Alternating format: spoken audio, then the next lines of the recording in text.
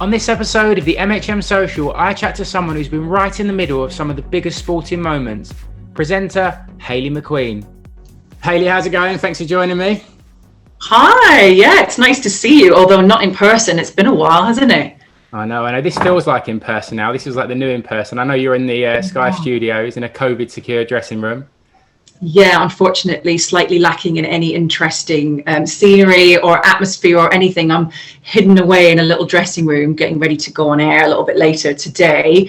Obviously, I'm just sat here, giant bottle of sanitizer. Look, I've got the mask here. This is my life, just sitting in the corner of a dark room. It's quite light in here, just with my mask, you know. And I've got my atmospheric kitchen with my glass of water, no sanitizer. Am I right in here?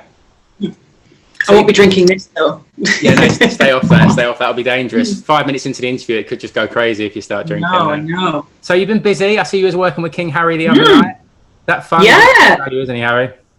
Yeah, he's great. The LMA host a lot of events normally with a lot of the companies and various people that work with the LMA throughout the football season and actually off season as well, and they get a lot of their members, former managers, current managers, to go down and speak to a lot of businesses, but they're doing a lot of it online, so it's quite nice. When I was on maternity leave, I hosted a couple of events, one with Stuart Pearce, I did something with Gareth Southgate, and this one was with Harry. But obviously a lot of people now know him as King of the Jungle Harry as opposed to football manager Harry, don't they? But it was funny because we've got the transfer window coming up, so I was having a bit of a laugh with him about that and how he does really miss it, and he admitted he did quite enjoy stopping for reporters and people rolling down the window. He said he felt he owed them. But yeah, I had a really nice chat with him. It was for it was actually one of the bits was for Cadbury, so we had a good old chat about chocolate, which was quite nice to chat to a manager about something other than just football and his eating habits. That's my whole agenda gone now, because this whole conversation was going to be about chocolate. So now I know you've already done it. I'm kind of lost. Yeah. But deadline day isn't the same without Harry out his window. It's never going to be the same again. That. And I want to go back actually, and I want to tell everyone how we came to work together. Obviously, we've known each other longer, but last year you came and hosted some events for us in the pre-COVID world. And the first one was a Tottenham event with Ledley King, Ozzy Ardiles and Tim Sherwood. And I remember you arriving shortly before the meet and greet, and you said to me, well, what do I do during the meet and greet? And I said, well, go out, meet everyone. They're all here to see you. And you said, no, they're not here to see me. They're here to see the guys. They're the stars. They're the players. I'll sneak out soon and have a look around. And well, everyone was answering for you, and you did sneak out, and you ended up spending like an hour and a half meeting everyone, sitting down, taking photos, having a drink and having a chat. And it was great to see how passionate you were about it all. And you went on and hosted a few more events for us, and they were great. And I can't wait till we can get back out there to see you could do it again, because it was superb. I do quite like meeting fans, because what people don't realise is I've gone from working in a football stadium, I worked for Manchester United, and I've worked elsewhere other than Sky, and I've been around football, around people.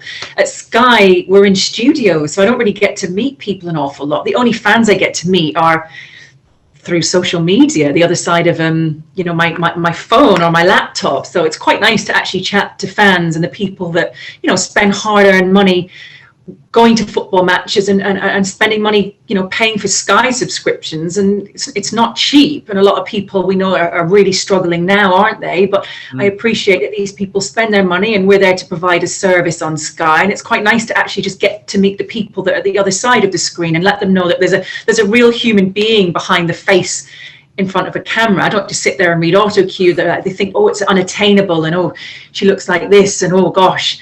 But really, they saw me close up, and they realised, they saw the wrinkles up close and the tired eyes, and just make them realise that we're all just human beings and people, and we're all football fans together. I'm not some TV presenter, broadcaster. I'm a football fan. Often you'll get someone like Ozzy Ardiles who'll sit and have like a 20-minute conversation with a guy who's just sitting in the area about a match in 1981, and he'll remember it fondly, and the guy will share a memory of him. And people, the fans and the players do like meeting each other. It's something that's quite important to both. But I want to go back now actually to how you got into presenting. Obviously, majority of people will know that your dad's a legendary Gordon McQueen. Was your kind of working in the sports industry predetermined? Was it always presenting that interested you, or did you actually play sport at one stage? I was very, very sporty when I was when I was at school. I guess a lot of people were, but I was the junior school sports champion. I was the senior school sports champion. I just wanted to be the best at everything and win everything. I wasn't the most academic. I was just kind of middle of the road. I moved schools a lot, but there was one particular school I went to, and it was like a top, middle and bottom class, and I was just kind of always cruising along in the middle. But when it came to sport, that's where I put all my energy, all my love, all my passion. I think because I moved around a lot and I didn't make really amazing friends at school that I stayed with and grew up with because of Dad's job. Moving around with football was quite tough. The one thing I did have was sport, my clubs, my after school clubs, getting together with like a netball team, a hockey team. Athletics was my massive love. I was really into long jump, hurdles, 100 meters. I even love, shot put, discus, javelin. Grew up watching football, of course, because of my dad. And I got my love from a man who was a player, who went on to manage for a little bit. He was a scout for a long time, and he was a coach for many, many years as well. So I kind of saw football from the point of view of a manager, a coach, and he has got lots of friends who are a lot more high profile than him, certainly when they moved into their managerial careers post playing. And I learned a lot from them. And I realized when I was at uni, I studied, it was PR, marketing, and journalism. I always liked the idea of working in television, but it was never as a presenter. And I was never really that confident, but I did my final major. I did my dissertation. It was on the evolution of the football kit. I called it from best to Beckham, the fashion of football. And it was the year that it was World Cup year. It was the year that David Beckham was on the front cover of the Face magazine. I looked at how football kits and the colours and the psychology of colours worked, and looked at branding, manufacturing. I had a little camcorder, and I just went through my dad's little black book of connections and just asked a load of people if they would be on camera chatting about sponsorship deals and things that they did back in the day that they maybe wouldn't now, when footballers were advertising sausages and even chocolate, which you don't normally associate, elite sports people with now. So I got in touch with Alan Hansen. George Best agreed to be on it. I came down to Sky and filmed him, and that's kind of how I ended up working at Sky. So I made this little documentary. I learned how to edit as well, very basically, I must add. I was like, what, sport and football is something I know about. There weren't that many females doing it back in the early 2000s. I was like, maybe this is something that I will do. So I worked for Borough TV. They were the first club channel before Man United television, believe it or not. I'd look after the journalists, make sure the presenter had a parking space wherever they went. I would pay Jack Charlton. I sent Jack Charlton a check for doing co-commentary on a game. So I was sort of the office dog's body, but I loved it. During that time, Dad was actually working on Soccer Saturday, and he was a panelist along with Rodney Marsh, Charlie Nicholas, Jeff Stelling, sort of the old guard, the old school. And I had come down just to see what a TV studio was like in London. And they'd remembered me because I had gone down to interview George Best when he was at Sky. They were like, you studied journalism, you've graduated. I was a couple of years into working for Borough TV, and I met the boss. He said, you should try and do a screen test. One of my closest and now best friends actually worked for the channel, who now works for ESPN out in the States, Kane Murray. And she was the big name presenter working on the channel, and I wasn't really in anybody. I just quite enjoyed being in the background. And then, I did the screen test at Sky. They basically offered me a contract. I decided that, I'm going to go and work for Sky. And they just put me on a production team just to see how things worked, how journalists went and covered stories. So I followed Gail Davis, who was one of our first ever female reporters. She kind of gets forgotten about. No one ever talks about her. She's been here forever. And I followed her. She really looked after me and took me out and showed me how she would interview someone, what Sky would be looking for in terms of a news line, as opposed to just going out and doing a happy little story to put on the channel. And I was kind of thrown in on air one day. They gave me Kelly Cates's, who was Kelly Dalglish at the time, gave me one of her blazers and just said, go and have a go. So I had no formal training whatsoever, and presented the news on a weekend through the night, mainly with David Bobin. I didn't actually stay around for an awfully long time. I wasn't the most confident person. But also I saw Gail and later my friend Bianca Westwood going out and reporting on football and being around players and doing the interviews. And I really wanted to do that. I'm a people person. I love chatting to people. I didn't want to just read out loud. So I ended up leaving Sky, and that's when I went to work for Manchester United Television, and I stayed there for 4 years. It was only going to be one season. It was like a loan deal. Sky were going to loan me out. I was going to get a bit of experience and then head back, a much better presenter with more confidence. And yeah, I just loved it so much that I stayed for 4 seasons and had just the best time of my life. It helped that the team were doing really well, of course. So that's the story of my life. There you go. You can get a word in now. No, I didn't want to. I was really enjoying listening to that. And you talk about like, not being the most confident and stuff. And that's really hard to believe from someone just listening to you talk, because you come across as someone who's very naturally confident, and even just being able to present things. Like, I mean, you can see that presenting is hard just from listening to my failings today. But you do make it look easy. So it's actually interesting that you don't feel like you have a natural confidence, and it's something that you've worked at. Yeah. You spoke about going to Sky, and there wasn't many female presenters around at that time, and you have been doing this like a long time, and the industry has undoubtedly changed. When you first come through, did you face any obstacles being a female presenter, or was you aware of the fact that you was in a small group? Do you know, I'm really lucky because I do speak to a lot of other females who have had issues. They've faced sexism, they've had lots of problems. I just didn't, but I think I was very naive to things. I think people probably did say inappropriate things to me, but I didn't really, it sort of went a little bit over my head, to be honest. Yeah. The biggest problem I had, weirdly enough, and this is what people never really understand. There was a presenter that I worked with for a little while. She was like, "Oh, you're lucky. I've had to work really, really hard." She actually said to me, "I've worked so hard to get here, so hard." She was like, "You'll just never really understand, will you?" Because she said, "You're lucky because, your dad helped you." I said, but also that went against me because I was Gordon McQueen's daughter. I know I'm not David Beckham's son. I know I'm not like a Brian Robson's daughter. He's not like a massive name, but he was a name at the time and worked for Sky. So of course he gave me an in at Sky. But I had worked for 4 years elsewhere before I was at Sky. He didn't even get me in at Borough TV. Yes, my dad actually used to work for Middlesbrough Football Club, but I went for a proper interview. I had to submit, my CV. I had to sit down and do an interview like this, and my boss knew that I was hardworking and I knew what I was talking about. I have always felt that I've had to really try and show that I know football and I know my stuff, and I just think I had to really battle to prove myself because people thought I was only there because of my dad. It wasn't the kind of battling in terms of what other women had to go through to prove themselves as a woman in the industry. Mine was the daughter of somebody in the industry. There have been a lot of us as well. I mean, you look at, Claire Balding's from a famous sporting family. Gabby Logan, Kirsty Gallagher.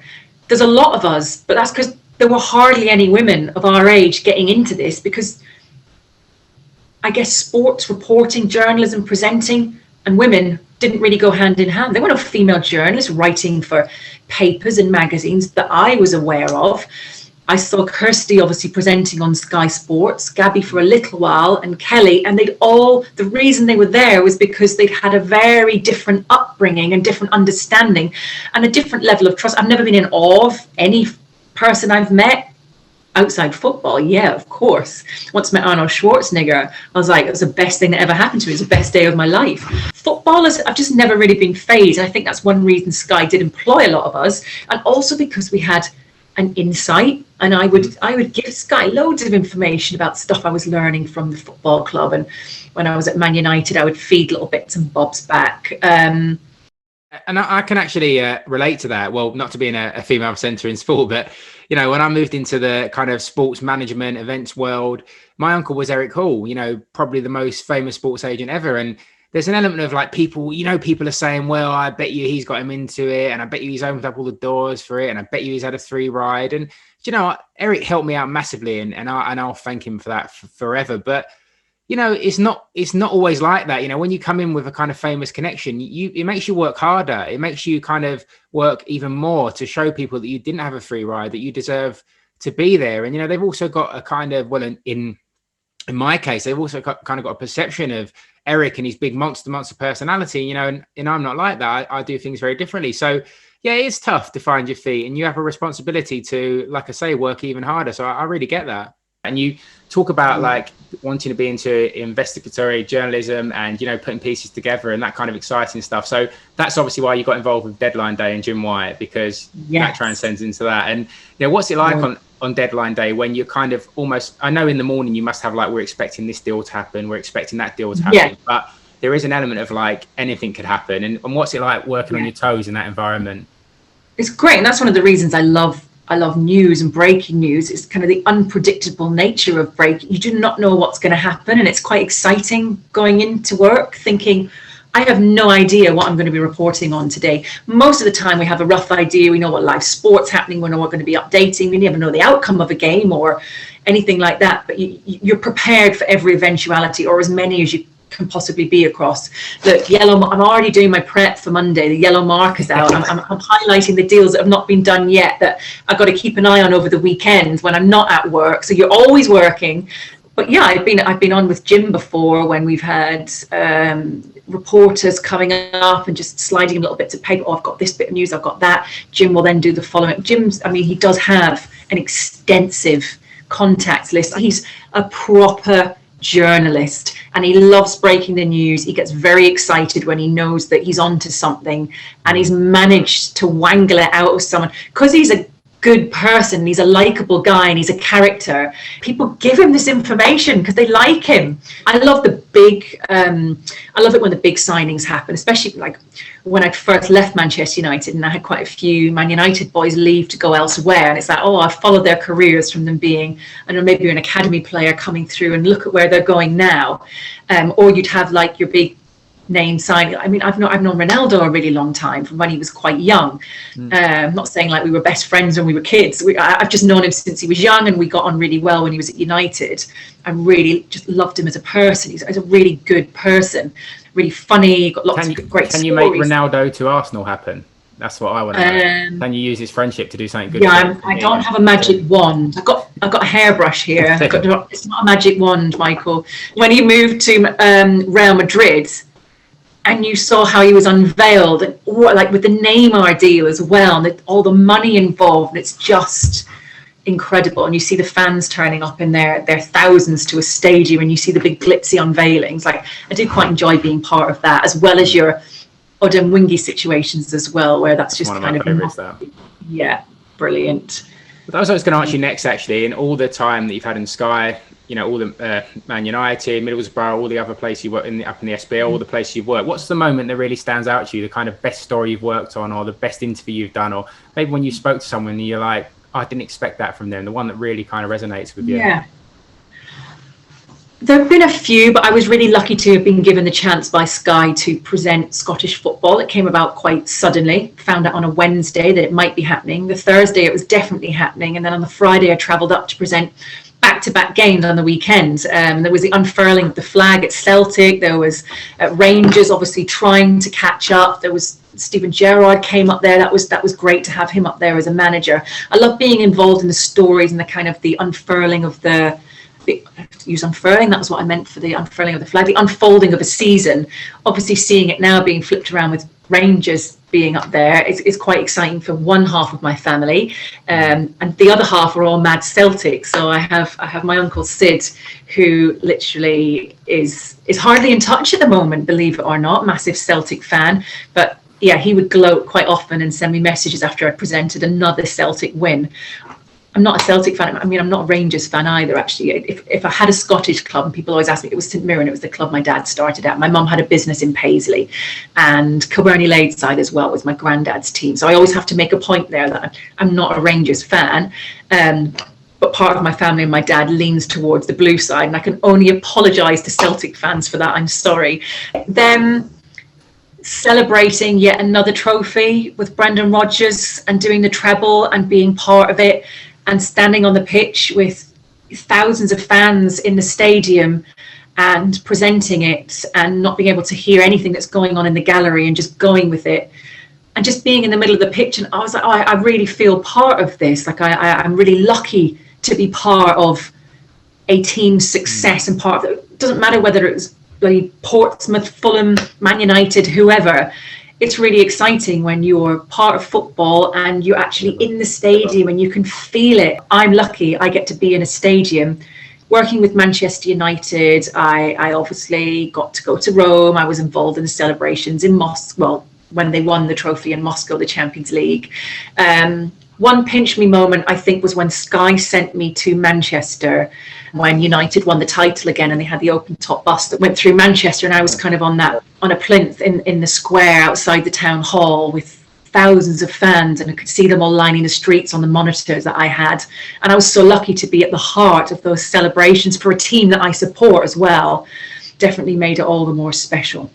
No, that's both incredible moments. My dad is from Glasgow and is a Celtic fan, so the first one I remember especially well, because watching that with him, and just an incredible moment, and remember seeing you in that moment. The second one, of course, everyone remembers, but both incredible for yourself. And to be part of those things, it must just be something where you constantly pinching yourself, constantly like, this is special. And before we wrap up, I wanted to ask you, what do you want to do next? What's the big thing that you'd like to go forward and do? I mean, if you've established yourself in the presenting, hosting, media world, I'm sure there's endless opportunities. What's your goal now? There's a lot of competition out there that I'm finding right now, much younger females who are very experienced and knowledgeable. So I'm having to fight them all off. No, I'm only kidding. A lot of them are my friends. I'm very lucky. We stick together. I have Jules Breach, who just lives a couple of doors up from me, who's a great presenter at BT Sport and Premier League. It's really nice. I'm in touch with Seema Jaswal and Reshmin and a lot of the females in the industry. We tend to sort of send each other messages and look out for each other. I've been in it a lot longer than some of them, so always there to help them with advice. A lot of them are doing a little bit more than I am at the moment. They're presenting on games for Amazon and working for like Yahoo and Optus. There are a lot of, sometimes I think, oh, should I just go freelance and go and try and present a little bit more football? But I love Sky. I've been with Sky a really long time. They've looked after me. I just miss Sky Sports News, but there aren't that many opportunities at Sky Sports at the moment. We've obviously got Kelly Cates and David Jones. We've got Caroline Barker and David Prutton. We've got Laura Woods coming through, who's also working for Talk Sport. At the moment, there aren't really opportunities for me to be presenting other football. With COVID, it means I've not been able to travel up to Scotland, which I've been really gutted about. As a mum having a new baby, returning back to work when she was sort of 7-8 months old, there's no way I would have felt comfortable leaving her every weekend to go away and present football. We have the rights, the full package now for Scottish football. If it was how it was before, I'd have quite enjoyed just being there and carrying on every other weekend. COVID would have meant I couldn't have travelled anyway. I am just gutted that timing with things in life with my daughter means that I just would not have been able to have committed to travelling up to Scotland every weekend. I would have found that really hard. And it's not really fair on my other half as well. You have to take these things into consideration, to be leaving him on a Friday and getting back on a Sunday or Monday. But Sky have obviously cancelled a lot of programmes because of COVID. We don't have Sunday Supplement anymore. Goals on Sunday, the debate. And I'd like to have got my teeth stuck into some other programming at Sky, but I think whilst I'm just trying to juggle a little bit of anxiety that I've had myself, struggling through COVID with not being around family, then being far away, with having I'm a first-time mum, trying to figure that out in a year where she's probably more clingy and attached because she's not used to, like you'll have with your girls, just attached. And we've sent her to nursery, not just because we need the childcare, because I need her to see people and human beings and kids. She doesn't know what they are.